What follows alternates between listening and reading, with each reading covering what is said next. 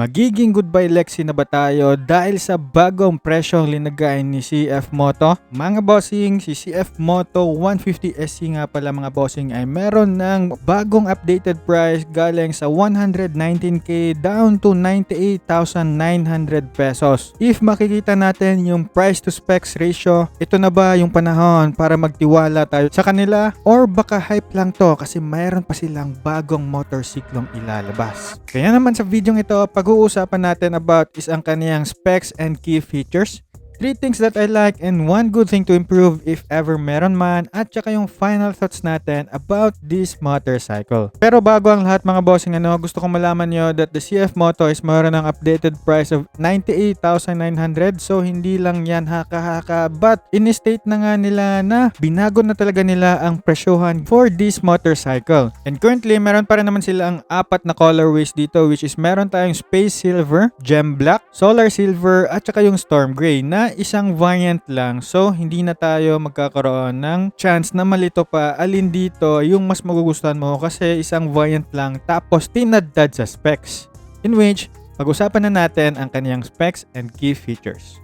Makikita natin dito that the CF Moto 150SC is mayroong 149.6cc na displacement na naka-liquid cooled. Yung power niya naman is 14.1 horsepower at 8,250 RPM, bore stroke of 57.3 by 58. Camshaft niya naman is single overhead cam pero 2 valves. Tapos yung torque naman natin dito is 14.2 at 6,500 RPM. Wet weight of 135 kilograms and 10.6:1 naman yung compression ratio. Yung fuel tank capacity niya naman dito is 8.5 liters na merong 42 kilometers per liter of estimated fuel consumption. Yung transmission niya naman dito is naka CVT auto na tayo dito, may ACG starter na naka auto start stop, naka liquid cooled smart key, naka dual rear shocks, tapos ito yung pinakamaganda for the pricing niya, meron na tayo ditong dual channel ABS na meron pang TCS aka the traction control system. Bago natin pag-usapan yung key features niya mga bossing, pag-usapan muna natin saglit ang kaniyang dimensions.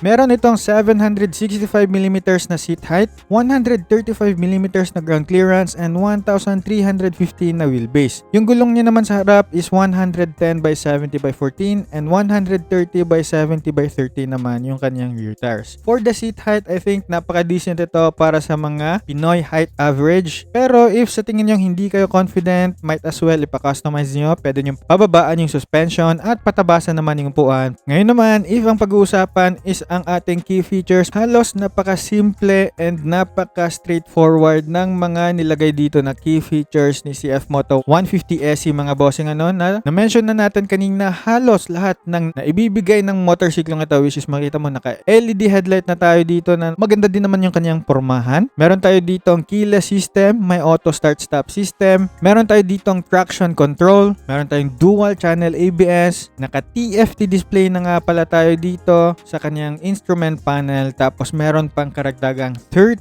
liters na underseat compartment storage. In terms of software naman mga bossing, makikita natin dito na meron itong phone connect na magagamit natin yung kanyang CF Moto app na merong feature na optional T-box, on-screen navigation, and yung sa charging port niya naman is meron tayo ditong 18 watts of charging socket. Basically mga bossing, yung optional T-box, if ever merong mga software upgrade for our motorcycles, magagamit natin ito and pwede maipalagay sa motorcycles natin. So, software-wise, ma-update mo yung motorcycle mo. Ano to? Parang cellphone na ba halos? Pwede na din daw i-download OTA or on the air yung software na pwede mo mailagay sa motorcycle mo. So, technology-wise, I think napakaganda, napaka-advanced, napaka-straightforward ang naibibigay ng motorsiklong ito.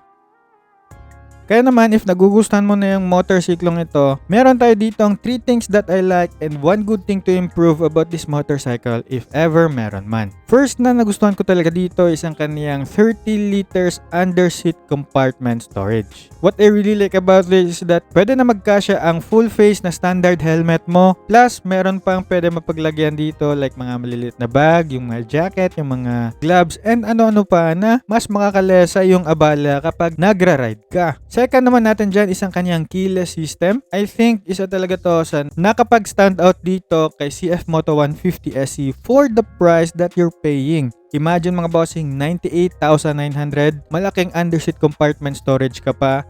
And lastly, ang nagustuhan ko dito is that naka TFT display ka na for the price of 98,900 pesos. Mga bossing, SRP pa lang, I think panalong-panalo ka na. So, if ever tatanungin man ako if my one thing that it is good to improve, I think it is not relevant anymore kasi sa tingin ko lang naman, if I may, if gusto mo na yung package talaga, di ba? Top box ready gear talaga yung isa sa mga magandang good to have talaga, but we cannot outweigh the features that it offers, especially if may fourth man na nagustuhan ako dito is ang kaniyang ino-offer na dual channel ABS at saka traction control. So for me, if tatanungin ako, one thing to improve about this motorcycle, I think hindi naman siya masyado ng relevant kasi tinatalo niya talaga sa specs na ino-offer niya for the price na hinihingi niya. Kaya naman, on our final thoughts about this motorcycle, I think this motorcycle talaga really deserves an eye if you are considering a maxi scooter kasi meron na itong mala frame na NMAX, TechMax, mga Lexi.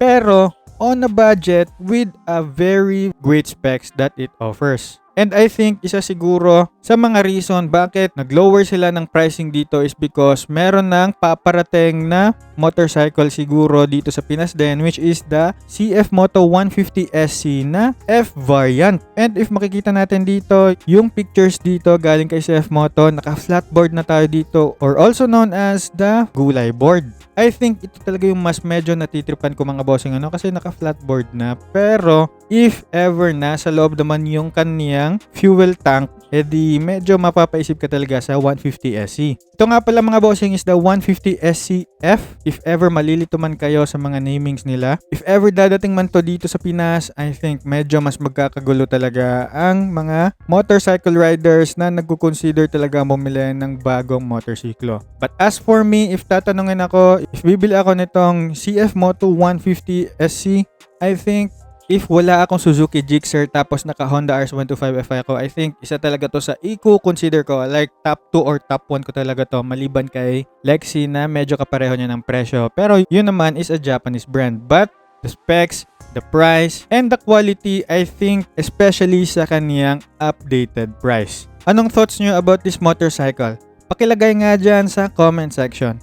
And if nagustuhan niyo yung mga ganitong klaseng content, you can follow me for more. Like this video na rin and make a comment down below if meron ka mga questions or suggestions na pwede natin pag-usapan dyan together with the community. You can also support me by purchasing helpful products dyan sa mga affiliate videos ko, and always remember lang to ride safe and see you in my next video.